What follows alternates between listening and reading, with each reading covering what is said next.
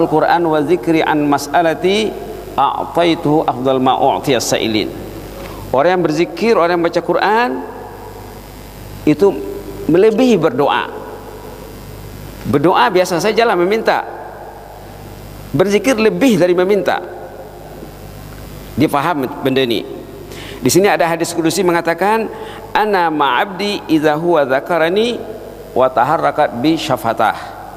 Allah berfirman dalam hadis kudusi, daku bersama hambaku saat dia berzikir. Bila orang itu berzikir, Allah bersamanya. Idza huwa dzakarani, saat orang itu berzikir, wa taharrakat bi syafatah, saat bibirnya bergerak menyebut namaku, kata Allah. Ini yang diyakini oleh si pesakit kita ini.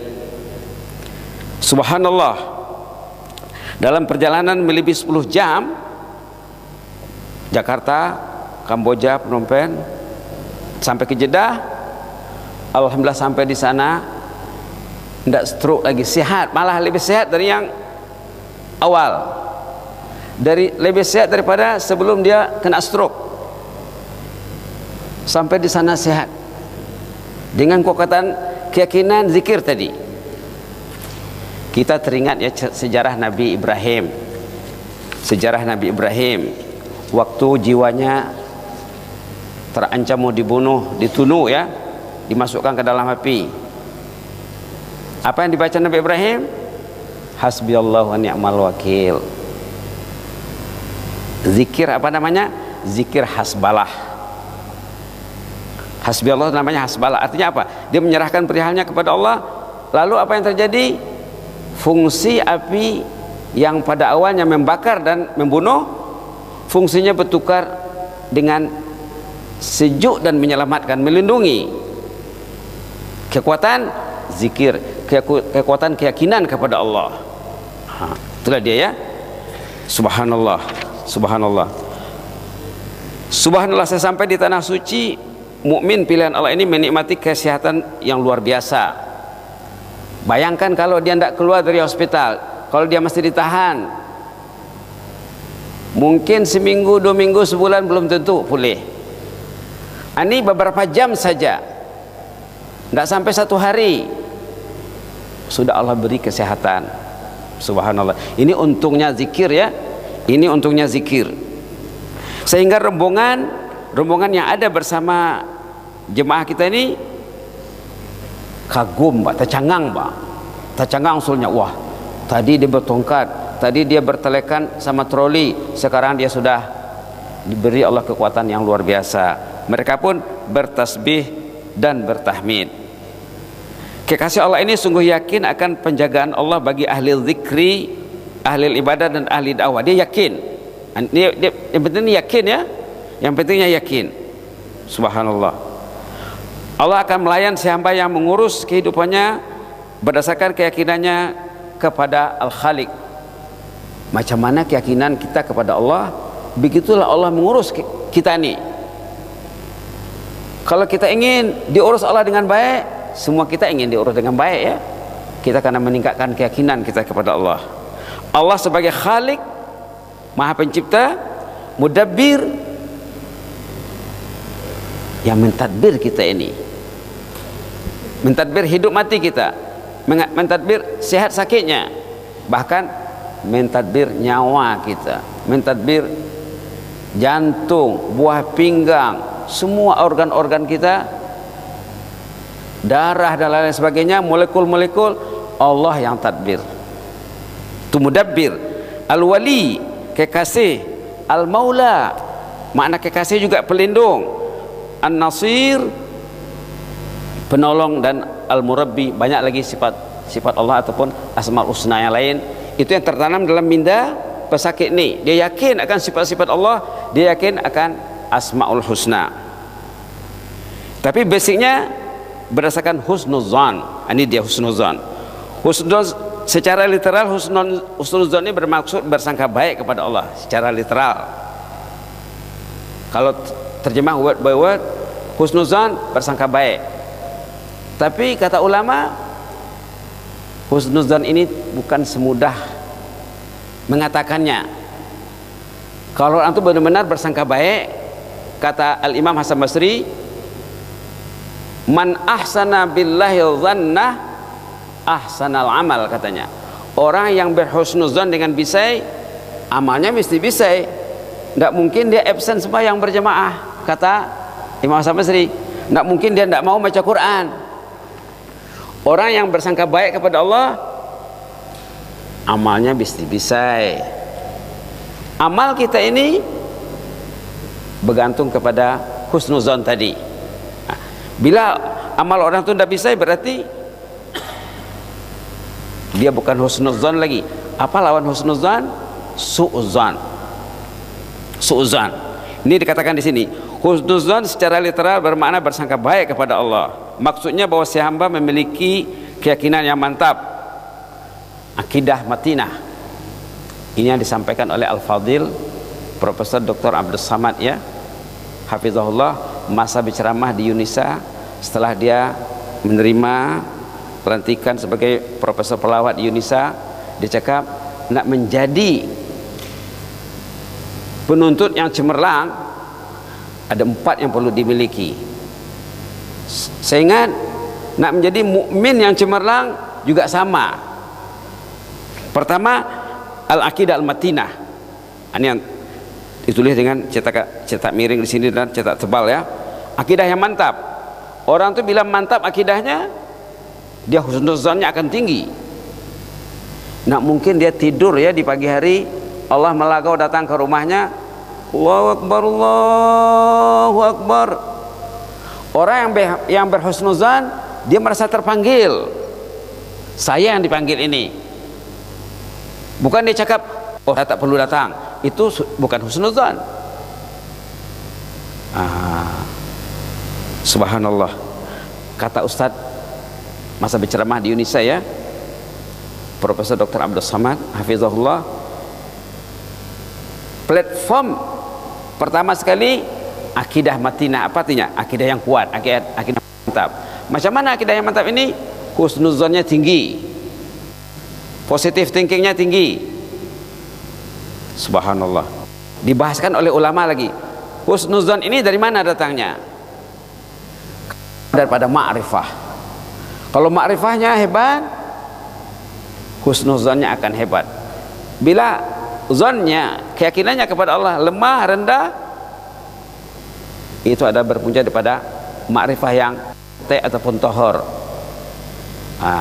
Kalau kita nak melihat gambaran husnuzan yang tinggi, lihatlah kehidupan di zaman awal Islam. Orang yang datang sembahyang berjemaah hampir 100%. Hampir 100%. Karena dia merasa dipanggil, Pak. Merasa dilagau, Pak. Merasa diundang, Pak.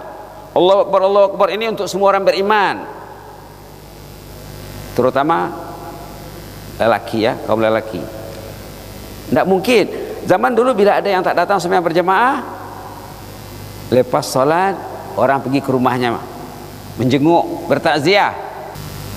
Waktu Al-Fadil Ustaz Samad ceramah di sini, ya, di Brunei, Rasulullah katanya memanggil nama-nama jemaah yang absen salat berjamaah.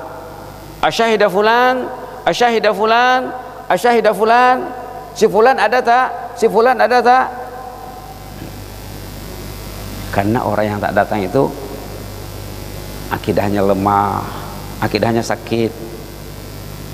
Jadi orang tadi kenapa boleh membaca tasbih, ya, subhanallah walhamdulillah wala ilaha illallah akbar wala haula wala quwwata illa billahil azim, tiba-tiba struknya hilang karena husnuzannya tinggi. Kalau kita lihat, ya, subhanallah itu tasbih, walhamdulillah itu tahmid, la ilaha illallah itu apa?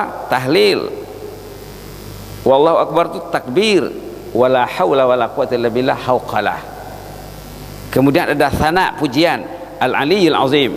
Zikir ini mengandungi 6 benda, ya. Tasbih, tahmid, tahlil, takbir, hauqalah, dan thana. Thana, pujian. Dia paham benda ini. Bila dia baca, subhanallah, malaikat perhatikan bacaannya. Allah cepat melayan hajatnya. Kita dah cakap tadi, berzikir lebih dari berdoa.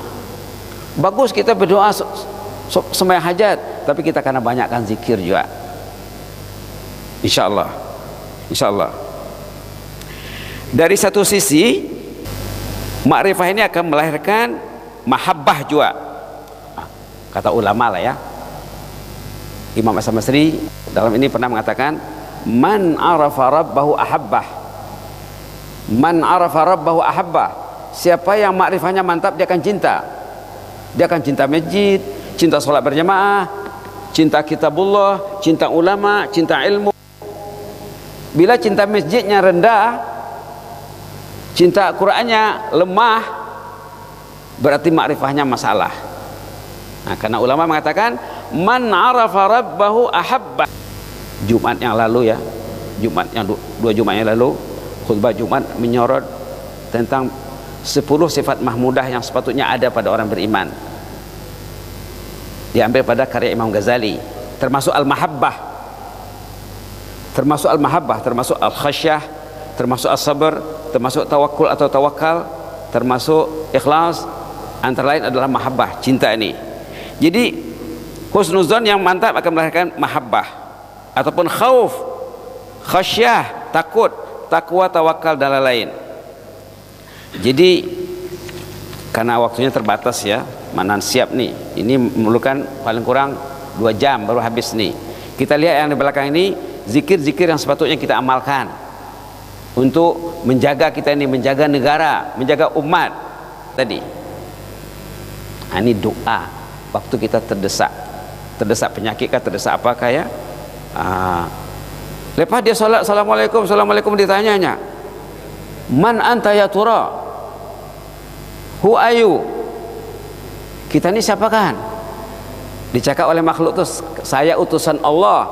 Kali pertama anda membaca ayat tadi, saya di langit ke-7, kali kedua di langit ke-4, kali ketiga sudah sampai di bumi dan kerja sudah selesai. Ini doa dari surah An-Naml ayat 62. Amma yujibul mutarra iza na'ah. Maknanya boleh tengok tafsir nanti ya, tak sempat nak tulis di sini, tapi maknanya apa? Allah akan memperkenalkan doa, Allah akan memakbulkan doa orang yang terdesak saat orang itu berdoa. Wa yaksifu su', Allah akan melenyapkan kejahatan ataupun bala yang akan menimpanya. Artinya Allah berjanji dalam Quran, bila orang itu berdoa saat terdesak, Allah akan layan. Itu maksudnya. Amma yujibul mutarra iza da'a, amma yujibul mutarra iza da'a. Begitulah ya.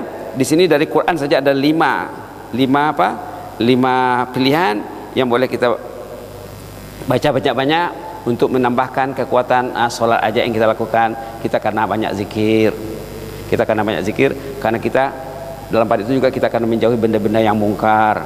Sehingga dalam mungkin sebulan lebih lalu ada khutbah Jumat, mungkin sebulan setengah yang lalu ada khutbah Jumat tentang hadis Rasulullah SAW yang mengatakan la ta'muruna bil ma'ruf wa la tanhauna 'anil munkar.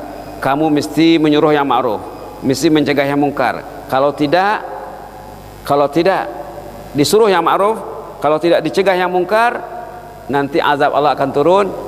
Waktu azab Allah turun, kamu walaupun kamu berdoa, doa tidak akan didengar Allah.